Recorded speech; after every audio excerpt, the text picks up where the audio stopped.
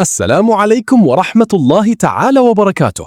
يا هلا بيك يا بطل، ومستمرين مع المتعة في دوري روشن السعودي، والحين مع لقاء العميد ضد فخر الرص، مواجهة الاتحاد والخلود.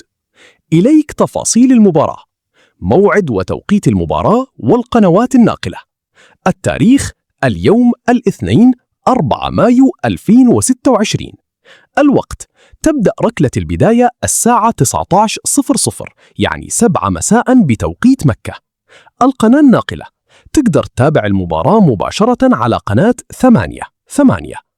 أجواء المباراة، شوف يا غالي، الاتحاد يدخل المباراة وهو منتشي بالمستويات الكبيرة اللي قاعد يقدمها، والنمور يبون النقاط الثلاث عشان يثبتون مكانهم في المربع الذهبي. الخلود فريق مكافح وما يسلم المباراة بسهولة، وبنشوف كيف بيواجهون ضغط الاتحاد الهجومي. الأجواء في الملعب بتكون اتحادية بامتياز، والجمهور أكيد يبي يشوف سهرة كروية مليانة أهداف. توقعات النتيجة، توقعي الشخصي إن الاتحاد بيخلصها 2-0. الفوارق الفنية تميل لصالح العميد، خاصة مع الروح العالية للاعبين. لكن لو الخلود استبسلوا دفاعياً ممكن تخلص 1-0 لصالح الاتحاد بصعوبة.